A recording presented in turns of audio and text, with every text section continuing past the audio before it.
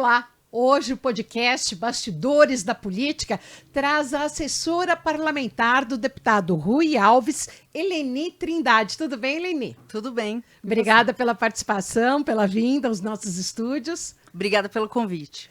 Eleni, o que é ser assessora parlamentar do deputado aqui na Lesp? É estar atento a tudo que acontece e conversar com todos do gabinete, porque eu estou há pouco tempo lá, mas eu percebi que a convivência, trocar informações com todos que trabalham lá, é fundamental para o meu trabalho, para eu levar as informações da maneira mais rápida e correta para o deputado, porque todos ali têm informações valiosas, então o relacionamento é muito importante, buscar informações. É bastante corrido, viu? Estou aprendendo bastante. A sua formação é jornalismo? Isso, sou formada em comunicação social e jornalismo pela Universidade São Judas Tadeu. E aqui no gabinete do deputado, você atua como assessora de imprensa ou o seu trabalho requer um conteúdo, uma abrangência maior? É bem dinâmico, porque eu atuo como assessora de imprensa quando há essa demanda, digamos assim, para atender a imprensa e outras assessorias, se for o caso, e produzindo conteúdo para entregar conteúdo para o deputado, para ele ter informações atualizadas. Mas, por exemplo, aqui, e com um pouco tempo de atuação, já tive uma surpresa. Assim, teria que atuar como mestre de cerimônia de um evento oficial da casa, organizado pelo gabinete do deputado. E eu, apesar de já ter ido a vários eventos, admirar o trabalho das pessoas, nunca eu tinha tido aquele papel. E foi um grande teste, né? Então, tive essa atuação também. No âmbito da comunicação, tive que apresentar um evento, assim. Foi uma responsabilidade muito bacana e uma grande experiência que eu tive aqui na casa. E um frio na barriga inesquecível. Inesquecível, porque primeira vez, né? E as pessoas me ajudaram muito. Quem já tinha feito o evento me ajudou. Quem estava organizando, eu tentei ajudar na medida do possível com informações. Só que chega na hora da apresentação, é você com aquele público. Aí eu falei, bom, a missão foi dada. E um detalhe importante, o roteiro. Quando o roteiro está muito bem feito, muito bem escrito, checamos tudo antes. Eu li, cometi alguns errinhos, eu acho, mas no geral ficou bom, até eu me surpreendi, né? Então foi muito feliz, foi muito interessante. Aí o que eu digo, a assessora tem que estar pronta para tudo. Essa missão foi dada de uma maneira bastante inesperada e eu falei, será que eu consigo? Tive que conseguir. E isso lhe dá base também para que novos trabalhos aconteçam de uma melhor forma, assim, com demais companheiros do gabinete? Sim, porque tivemos um segundo evento, e aí eu já pude auxiliar de alguma maneira com a confirmação dos convidados, o conteúdo que nós íamos tratar. E isso também foi um aprendizado, né? Porque todos aprenderam juntos e criaram juntos. Então, o conteúdo está permeando tudo isso. Porque, por exemplo, antes do evento em si, que é o que todo mundo vê, tem os bastidores. E aí, o roteiro eu fiz uma parte também, junto com o pessoal do cerimonial da casa, que ajudou muito, né? O conteúdo estando bem fechado, bem programado, e aí flui a leitura. Tem aquele nervosismo, né, que é normal, mas se o roteiro estiver bem feito, o trabalho flui. É muito, muito interessante, eu aprendi na prática. Por que você decidiu ser jornalista? Então, eu via muita televisão quando era criança, né? Não tinha a famosa internet aí, redes sociais. E eu via diversos programas, tanto infantis quanto até jornalísticos, e me chamava muito a atenção, assim. O jornalista perguntando tudo, indo nos lugares mais diferenciados, desde reis, autoridades, até uma pessoa ali que está na rua vendendo uma coisa. Eu achei aquilo muito interessante, porque eu gosto muito de história. E o jornalista, às vezes, ele consegue puxar histórias das pessoas. Eu acredito, agora puxando pela memória, que aquele glamour que eu via na falecida jornalista Glória Maria me chamou muito a atenção. Ela viajava para lugares exóticos. Eu falava, nossa, eu quero isso também. E aí, né, sonhando, né? E aí eu falei, eu acho que eu quero isso. Aí quando eu cresci, fui fazer faculdade, fiquei num dilema. Tentei fazer tecnologia, mas não sou muito boa de números, né? Aí parti para o jornalismo e deu certo. Assim, não virei uma Glória Maria, né? Mas eu gosto bastante da profissão, aprendo sempre. Como é que você começou a sua carreira? Eu comecei num estágio na área de comunicação da CESP, Companhia Energética de São Paulo. Fiz uma prova. Passei em segundo lugar, fiquei triste porque só tinha uma vaga. E aí, passado uma semana, me ligaram. A primeira pessoa desistiu. Você quer ainda a vaga? Falei, quero. Fiz o estágio lá, aprendi bastante. Escrevia o jornalzinho interno, algumas notícias na internet, visitei algumas usinas de geração de energia. Foi bem legal, assim. E antes disso, eu tinha trabalhado não com jornalismo, trabalhei numa companhia aérea, mas no atendimento, assim, foi uma coisa bem rápida, né? Mas na minha área foi esse primeiro estágio. Aí aprendi um pouquinho ali e segui. Aí depois eu fiz o curso de focas do Estadão. Passou. Passei, tinha uma prova também. E aí eu falei. Eram os melhores alunos que eram aprovados. Eu fiz a prova de uma forma despretensiosa, na verdade. Porque eu falei, será que eu vou conseguir? Eram 30 vagas, né? E eu fiz a prova bem concorrida, veio gente não só de São Paulo, de todos os estados do Brasil. E fiz a prova ali, passei entre os 60. Falei, nossa, que alegria. E aí teve uma entrevista. E passei nessa entrevista, foi uma entrevista bem inusitada, assim, porque eles fazem um teste, assim, só, né? Tipo, mandou eu ligar para um telefone que eu nem sabia o que era. E eu liguei, eu tinha que pegar informação de um lugar fictício que eles criaram, né? Imagino eu. E eu liguei na redação. Aí a pessoa não queria me atender. Ai, por favor, então, posso ligar mais tarde? Tal, tal. Um nervosismo enorme, assim, mas fiz. Aí depois de uns meses eu tive acesso ao relatório lá. Aí eles escreveram assim, só uma palavra, assim. Aí ela foi corajosa de insistir, porque a pessoa foi muito ríspida no telefone, poderia ter batido, e eu ainda falei, ai, por favor, posso ligar depois, tal. Então, foi uma coisa muito inusitada, assim. Eu fiz o curso de focas, que é uma coisa que você não paga, mas também não recebe. É uma formação em humanas, técnicas de jornalismo, curso de etiqueta, enfim, foi uma grande experiência. A gente fez uns estágios ali na redação, tal. Curso de etiqueta? Curso até de etiqueta, porque eles falaram, quando vocês forem fazer uma entrevista com um presidente, um príncipe, um sultão, vocês têm que se portar muito bem à mesa. Vocês estarão representando a nossa instituição e o jornalista ele tem que estar ali se postando muito bem para ele não se destacar, para ele fazer a investigação dele sem ficar chamando a atenção por um garfo errado, um erro. Eles falaram que até isso era bom a gente aprender. Uma gafe. E aí foi legal, uma experiência fantástica, né? E aí depois que o curso acabou, depois de uns meses, eu consegui uma oportunidade no Jornal da Tarde, do Grupo Estado, que era um jornal mais... descontraído, mais jovem. Mais popular, na área de defesa do consumidor, que chegava as cartinhas dos...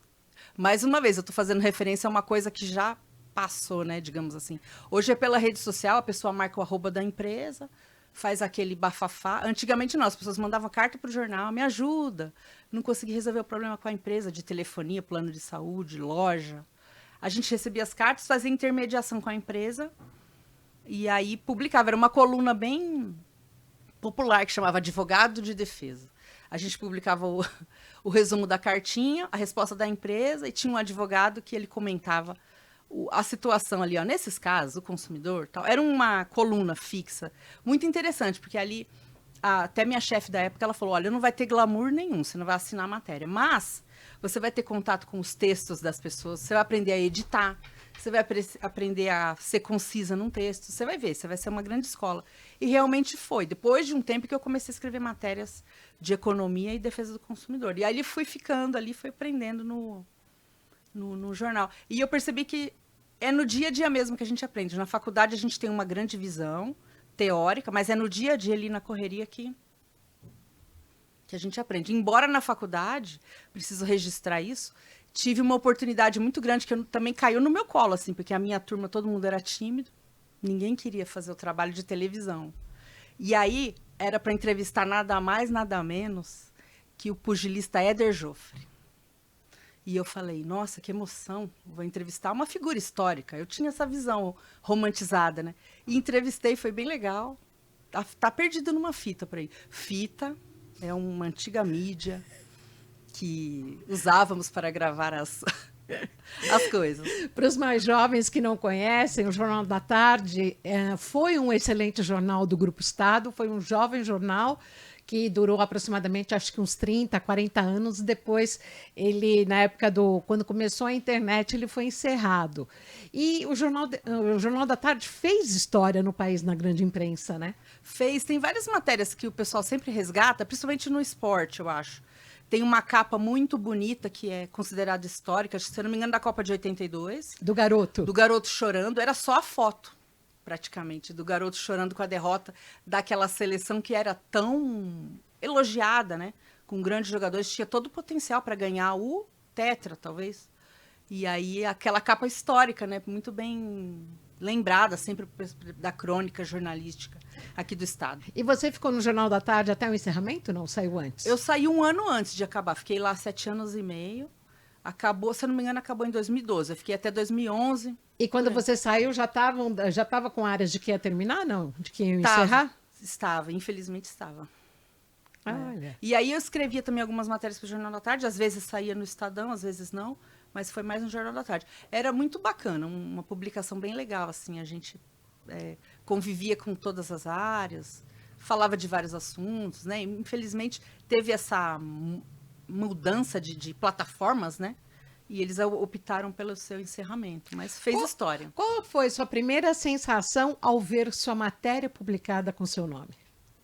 Eu fiquei muito feliz. Era um sonho naquela época, né? Você vê o resultado do seu trabalho ali sendo avaliado pelo seu chefe e visto pelo público. É uma satisfação muito grande, uma alegria.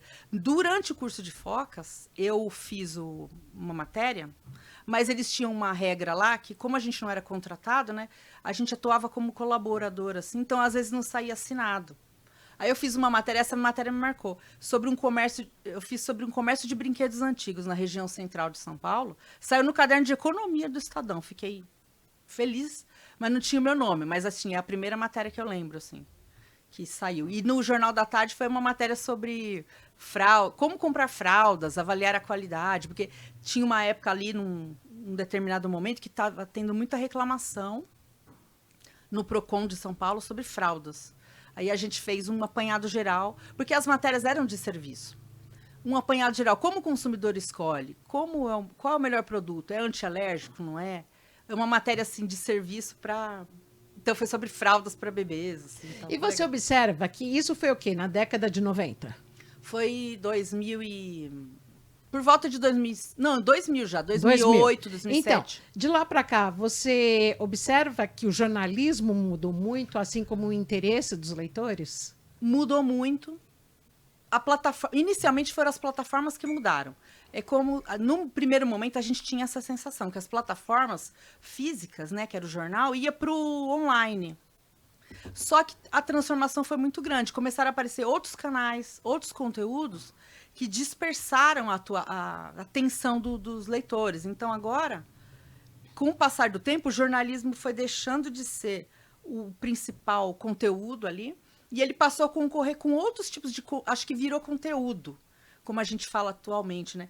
O jornalismo virou mais um conteúdo. Por exemplo, aí você tem que disputar com conteúdo de fofoca, conteúdo de manchetes alarmantes, que nem sempre tem a notícia ali que você espera. Conteúdo do vídeo dos bichinhos, dos gatinhos, dos bebezinhos, das criancinhas. Então, o jornalismo ele virou um conteúdo mais especializado dentro de uma prateleira com muitos outros conteúdos. Então, vira essa disputa por atenção dos leitores, dos telespectadores. E mudou também as funções do jornalista, né? Pelo que eu vejo na grande mídia. Ele tem que não só escrever, tem que fazer tudo, ser editor, artista, locutor, designer. Ampliou muito o leque de atuação e de exigências do profissional. E aqui na Alesp, como é que é essa questão hoje em dia do jornalismo, como é que ele é trabalhado na política? Muita informação. Eu olhando pelo lado de dentro, assim, porque antes a gente inquiria os entrevistados, né, os políticos, os empresários. Pelo lado de dentro, eu vejo que o trabalho de ter informações corretas, números, saber o que vai falar, é tão grande quanto o do jornalista. A gente tem que sempre estar preparado para oferecer as melhores informações. Então, eu acho que é parecido, só que eu acho que o nível de exigência é tão grande ou até maior, de ter um cuidado com a informação que você vai passar para o público, né? A gente, pelo menos, toma esse cuidado de ter informações corretas, verificar o que está acontecendo e seguir informando da melhor forma. E essa cobrança que você sente dentro do gabinete? Sim, para ter um conteúdo de qualidade e as informações que realmente interessam para o público ali do parlamentar, os eleitores dele e os novos eleitores que ele pode vir a conquistar, né? Oferecer mesmo as informações que as pessoas querem. Quais as necessidades, quais os assuntos que interessam. E algumas vezes a gente traz novidades, que às vezes pode ser que não estejam na mídia, mas a gente procura trazer. Então, por exemplo, a questão energética é um assunto que a gente gosta, que o deputado gosta, né? Algumas vezes a gente traz conteúdo sobre isso para o público conhecer, saber que ele está atento a tudo isso também, além das demandas que chegam a ele das várias regiões, né, que são mais coisas do dia a dia.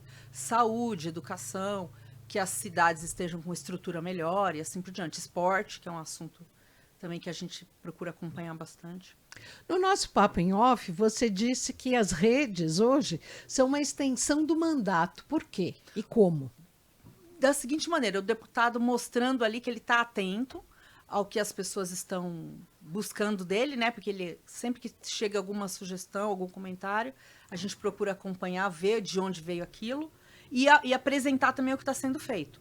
Porque o dia a dia dele ali, em grande parte, é acompanhado pelos seus eleitores, pelos seus amigos também, né? As pessoas que acompanham o trabalho dele. Então, a gente mostra ali tudo que ele tem feito e os projetos, o trabalho dele na Alesp, porque as pessoas se sentem mais próximas, sabendo o que ele está fazendo e o que ele está pensando até para os próximos tempos, assim, os desafios que ele vai enfrentar e as respostas que ele vai trazer. E como assessora no gabinete, como é que você se comporta diariamente? Como é que é a sua rotina? A minha rotina é: eu chego lá, acompanho as notícias, né, entrego para o deputado os principais temas políticos e outros também que estão em voga, mando para ele e fico sempre à disposição, porque a gente tem a agenda dele é bem dinâmica, bem apertada, procuro acompanhar os eventos que ele vai, que ele recebe muita gente no gabinete também, e trazer conteúdo para ele estar sempre acompanhando o que acontece. E quando tem algum evento parlamentar aqui que a gente organiza, eu participo também não só na apresentação, né, que me foi dada essa oportunidade, mas também ajudo de alguma maneira em tudo que nós vamos falar, convidado, essas coisas. Você é responsável por todos os textos? Por todos os textos, sim. Ali a maioria, né? Sempre passa por mim, eu dou uma olhadinha, sugiro, acrescento o que for necessário e tiro o que não for necessário. Como é que surgiu a oportunidade de trabalhar aqui na maior Casa do Povo, a maior Assembleia da América Latina? Então, eu tenho um amigo meu que ele trabalha na Câmara Municipal e ele está sempre sabendo das coisas que estão acontecendo, né? Ele ficou sabendo da vaga, falou: você não tem interesse e tal? Porque eu estava trabalhando como freela, fazendo alguns textos, e queria uma coisa mais estável, né? Eu falei: sim, tenho. Aí mandei o currículo e fiz a entrevista diretamente com o deputado. Para mim, apesar de jornalista, de ter experiência, fazia tempo que eu não encontrava assim uma autoridade, né? Foi uma coisa meio assim: nosso deputado que vai me entrevistar. Foi legal, assim, que a gente pôde se conhecer. Ele avaliou minha experiência anterior. O que eu tinha tido de experiência política, assim, não foi propriamente na política. Eu já havia trabalhado numa organização que é um sindicato patronal dos hospitais aqui particulares do estado de São Paulo. Então, tinha muito evento lá, muitas demandas, que às vezes tinham uma intersecção com a política, no sentido de que, por exemplo, o sindicato mandava uma demanda para alguns políticos. Aí eu comecei a ter esse contato bastante inicial, assim. Aí eu sabia de uma maneira superficial como funcionava, né? Mas com a política mesmo nunca. Então foi uma grande oportunidade de trazer o meu conhecimento em outras vertentes para acrescentar para o mandato dele também, que é um mandato novo, né? Ele está muito animado para fazer o trabalho, trazer as necessidades que a população leva para ele. E aí a gente está construindo isso junto com toda a equipe do gabinete. E é trabalho de noite? Trabalho sempre, porque fim de semana, sempre atenta, buscando informação, respondendo e sempre atenta, como ele pede, né? Os grandes textos saíram de cena? Ai, acredito que sim. Agora virou um nicho para quem realmente está interessado nesses grandes textos, assim. E eu acho que é por falta de tempo também das pessoas, tá todo mundo fazendo 1000 coisas ao mesmo tempo. Eu tenho essa sensação em todas as profissões, não só no jornalismo e na política. Às vezes um médico, um dentista, um advogado, ele tem um lado influencer, aí ele tem que fazer conteúdo. As redes sociais estão muito presentes, né? Então eu acho que as pessoas têm uma falta de tempo, assim, de acompanhar, de ter esses textos. Mas eles têm espaço, sim, mas acredito que cada vez de uma forma mais nichada. Como é que você trabalha as mídias digitais, as mídias sociais do deputado? Eu trabalho no conteúdo e quando a gente tem algum vídeo, algum assunto interessante, a gente prepara o roteiro antes, né? E gravamos ali, tem uma equipe para fazer isso. no gabinete. Tem o pessoal, o fotógrafo, que ele é cinegrafista também, e designer, ele faz todo esse trabalho. E tem uma equipe especializada que presta serviços de redes sociais. E aí eles divulgam, elaboram as melhores estratégias, né? Eu fico mais ali no dia a dia para trazer conteúdo e registrar o que é feito, né? Como se fosse uma reportagem, mas é um post. E como é que o deputado sente esse feedback na prática? O próprio deputado, ele é muito ligado em redes sociais. Ele sempre quer novidade, ele sempre está atento ao que é publicado, ele gosta de colocar a marca dele e a gente sempre acompanha, traz sugestões algumas vezes. É meio que um trabalho em conjunto, assim. E essa questão da postagem em rede social, às vezes pode ser feita pelo celular mesmo, então não requer aí um grande texto, um trabalho muito árduo e é o dia todo, né? Full time. Full time. Sempre que tem alguma novidade, ele mesmo coloca nos stories, que as pessoas gostam de acompanhar o que ele faz, né? Quando ele está num evento ou fazendo alguma reflexão também, ele traz. E as agendas dele, compromissos, a gente faz um registro ali, coloca as informações e publica. E todo dia, como você falou, é bem dinâmico. E Eline, como é que é o dia a dia aqui quando ele vai a plenário? Você pode acompanhá-lo mesmo não estando fisicamente ali, só nos arredores? Então, a gente não pode ficar o tempo todo lá, né? Mas a gente fica sempre no apoio pelo celular ou ali nas entradas estratégicas do plenário, sempre acompanhando, dando informação, porque também tem, como essa parte de plenário, a gente tem profissional da área jurídica que dá o auxílio ao deputado, essa parte bem técnica, né? Mas a gente também tem que acompanhar para poder, em qualquer necessidade, atender. Então, é mais um trabalho a gente acompanha muito pela TV Alesp o que está acontecendo em plenário para, em caso de necessidade, já buscar a informação e enviar para ele. E nas comissões também, né? É a mesma dinâmica. Nas comissões a gente tem mais acesso, a gente entra, participa e auxilia sempre ali.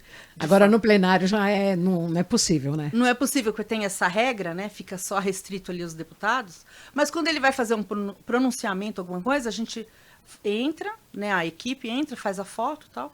Mas em termos de acompanhar o plenário, é mais do lado de fora, mas sempre ligado, assim, sabendo o que está acontecendo. E ele faz questão de saber o que acontece no Brasil e até no mundo também, para estar comentando, para estar explorando isso? Sim, ele tem bastante curiosidade, ele lê bastante, estuda. E algumas coisas complementares eu levo para ele, porque ele não consegue ver tudo, né? Aí eu levo alguns assuntos, principalmente de política, estado de São Paulo, aqui da política paulistana. E ele também conversa, né, com os pares, com os parlamentares, ele também sabe de muita coisa. Aí ele dá uma indicação do que é o que eu devo pesquisar para a gente poder ter os dados, né? A equipe também procura acompanhar tudo, para a gente poder estar sempre nessa sinergia e atualizados, né? Você já tinha imaginado em trabalhar aqui na Alesp? Não, nunca imaginei. Foi uma surpresa muito boa, né? Porque ele entrevistou várias pessoas e tal, e eu tive essa oportunidade. Agora estou tentando aprender e entregar tudo que eu posso, né? Baseado nas minhas experiências anteriores, e estou gostando bastante. Lidar com a política, lidar com a vida do cidadão é importante. É importante. E eu, conhecendo agora um pouco mais de perto, eu vi como é trabalhoso, né? Como a gente precisa ficar atento das informações corretas, porque, pelo menos é a nossa diretriz, né? Não fazer uma coisa superficial. A gente procura fazer um trabalho bem embasado, entender mesmo o que cada região precisa e conhecer. Muitas vezes chegam no próprio gabinete, né? Essas reuniões constantes que ele tem e no trabalho externo dos assessores que trabalham acompanhando de perto as comunidades, as cidades, eles trazem isso para a gente. Então eu vi que realmente é um trabalho que vai além, né? Além do gabinete. Muita coisa vem, como a gente tem os meios agora digitais, chega algumas coisas por WhatsApp, muito telefone. E nisso a gente vai ficando atento ao que as pessoas realmente querem, né? Do parlamentar. Você já trabalha em inteligência artificial no gabinete? Não muito, assim. Eu tenho, para falar a verdade, aí já é uma coisa pessoal minha, né? O gabinete tem algumas pessoas que usam, até para ajudar em pesquisa. Como eu trabalho com texto, eu fico meio em dúvida, assim, será que essa inteligência artificial realmente vai me ajudar, então eu não estou usando muito ainda, assim, eu estou um pouco reticente. Eu vejo que pode ser meu adversário, mas tem muitos jornalistas que eu conheço, alguns amigos, que usam para ajudar, às vezes, a fazer um resumo. E aí eles vão lá e dão um toque pessoal deles. Mas eu ainda não desbravei a inteligência artificial.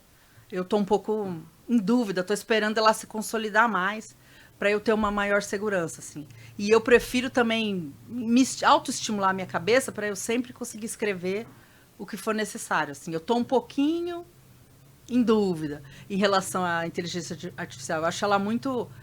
Ela chegou com muita rapidez e muita força e eu ainda estou procurando entender e processar. Você procura sair da sua zona de conforto? Sim, quando é necessário. Na verdade, assim, eu saio só quando eu sou mais estimulada, assim. Chega uma novidade, por exemplo, a inteligência artificial. Eu procuro ler sobre ela, saber em que ela está sendo usada, quais os setores estão se beneficiando dela. Mas aí eu falei, bom, eu, por enquanto, não preciso, então não vou usar. Mas sempre que sai novidade, eu leio para eu entender como ela está funcionando e como ela está mudando o cenário. Mas ainda não usei muito na prática. Então tá bom, olha, nesse podcast Bastidores da Política, hoje o nosso papo é com Eleni Trindade. Eleni, suas palavras finais aqui no nosso programa, que passou rapidinho aqui. Passou rápido, né? Minhas palavras finais, quero agradecer muito a todas as oportunidades que eu venho tendo aqui na Lesp, ao pessoal do gabinete, que a gente trabalha junto e tem dado bastante certo, a minha família, porque sem eles eu não seria nada, assim, e todos que assistiram esse papo de coração aberto, eu desejo muita felicidade e sucesso. Muito obrigada, olha, e você, obrigada pela sua audiência. Todas as noites tem um podcast inédito aqui na TV Alesp. Você também pode ficar ligado e conectado às redes sociais da Alesp e também no Spotify e no YouTube. Muito obrigada e até mais.